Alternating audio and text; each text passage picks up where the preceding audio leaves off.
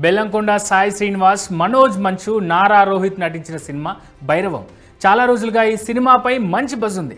విజయ్ కనకమేడల తెరకెక్కించిన ఈ చిత్రం రిలీజ్ అయింది. పెన్ స్టూడియోస్ బ్యానర్పై డాక్టర్ జయంతిలాల్ గడా సమర్పణలో శ్రీ సత్యసాయి ఆర్ట్స్ పై కేకే రాధామోహన్ నిర్మించారు. మరి ఈ సినిమా ఎలా ఉందో ఈ పూర్తి రివ్యూలో చూద్దాం.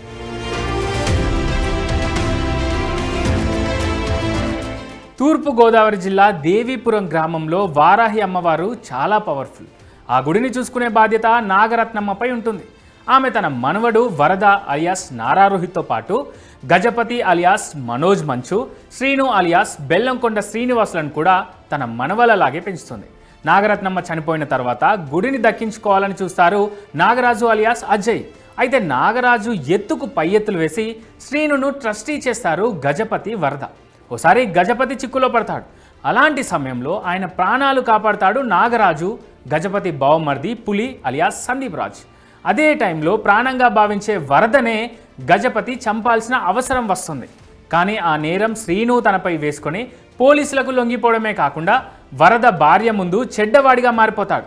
ఆ తర్వాత ఏమైంది, ఎందుకు శ్రీను అలా చేశాడు, అసలు వరదకి ఏమైంది అనేదే మిగిలిన కథ.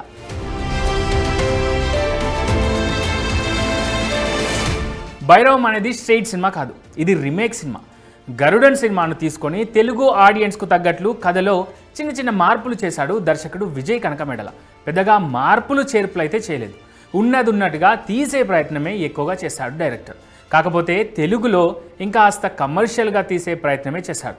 అందులో భాగంగానే ఫస్ట్ హాఫ్ చాలా వరకు స్లో అయిపోయింది.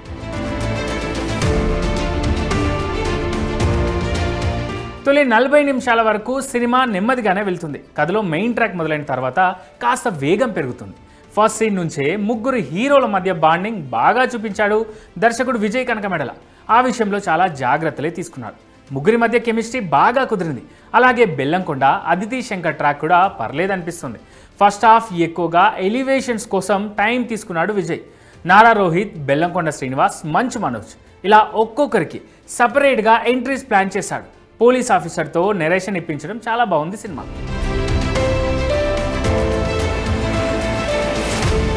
ఇక అసలు కథ మొత్తం సెకండ్ హాఫ్లోనే ఉంది.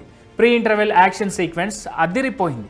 ప్రాణానికి ప్రాణంగా ఉన్న స్నేహితులే చంపుకునే వరకు ఎందుకు వచ్చారనేది ఈ సినిమాలో మెయిన్ ట్విస్ట్. అది థియేటర్లో చూస్తేనే బాగుంటుంది. ముగ్గురి మధ్య వైరం మొదలైన తర్వాత ఆసక్తికరంగా మారింది కథనం. నెక్స్ట్ ఏం జరుగుతుందబ్బా అని ఆసక్తిగా వేచి చూసేంత స్క్రీన్ ప్లే అయితే లేదు, కానీ ఓకే అనిపిస్తుంది. కథ ముందుగానే అర్థమవుతున్నా చూడ్డానికి ఆసక్తికరంగానే ఉంటుంది. సెకండ్ హాఫ్ వరకు బాగానే మేనేజ్ చేశాడు దర్శకుడు విజయ్ కనకమేడల. క్లైమాక్స్ కూడా ఈ సినిమాకు బలం.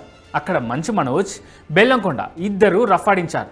కానీ వీళ్ళిద్దరి కంటే సైలెంట్గా నారా రోహిత్ క్యారెక్టర్ బాగా పడింది. తమిళంలో సూర్యపాత్ర అండర్ డాగ్గా ఉంటుంది, కానీ తెలుగు కోసం బెల్లంకొండ పాత్రను మరింత పవర్ఫుల్గా మార్చేశారు. దానికి తోడు మిగిలిన 2 క్యారెక్టర్స్కి కూడా న్యాయం చేశాడు విజయ్ కనకమేడల. అయితే ఈ కారణంగానే కథ కాస్త బ్యాలెన్స్ తప్పినట్టు అనిపిస్తుంది. అయితే క్లైమాక్స్తో మళ్ళీ అది గాడిన పడుతుంది. బెల్లంకొండ సాయి శ్రీనివాస్కు ఈ సినిమా బాగానే ప్లస్ అవుతుంది. శ్రీను పాత్రలో బాగా నటించాడు ఈయన. ముఖ్యంగా క్లైమాక్స్లో వచ్చే పూనకాలు సీన్ అద్దిరిపోయింది. మంచు మనోజ్ కోరుకున్న కంబ్యాక్ ఇది. అదిరిపోయే యాక్షన్తో రఫాడించాడు మంచువారబ్బాయి. Nara Rohit silent killer. మనోడు చాలా సెటిల్గా మాయ చేశాడు. హీరోయిన్లు అదితి శంకర్, ఆనంది, దివ్య పిల్లై పాత్రలు కథకు తగ్గట్టుగా ఉన్నాయి. మరోవైపు వెన్నెల కిషోర్ కాసేపు పర్లేదనిపించాడు. జయసుధ ఉన్నంతసేపు బాగా నటించారు. అజయ్, సందీప్ రాజ్ లాంటి వాళ్ళు తమ పాత్రలకైతే న్యాయం చేశారు. శ్రీచరణ్ పాకాల సంగీతం పర్లేదు, పాటల కంటే ఎక్కువగా బ్యాక్గ్రౌండ్ స్కోర్ బాగుంది. సినిమాటోగ్రఫీ బాగానే ఉంది. ఇంకో మైనస్ పాయింట్ ఏంటంటే అక్కడక్కడ డబ్బింగ్ ట్రాక్ మిస్ అయిన ఫీలింగ్ కలుగుతుంది సినిమా చూస్తుంటే.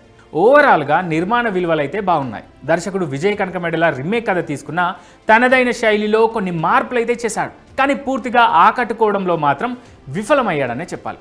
ఓవరాల్గా ఇంటర్వెల్, క్లైమాక్స్, ముగ్గురు హీరోల కోసం ఓసారి భైరవాన్ని చూసేయవచ్చు.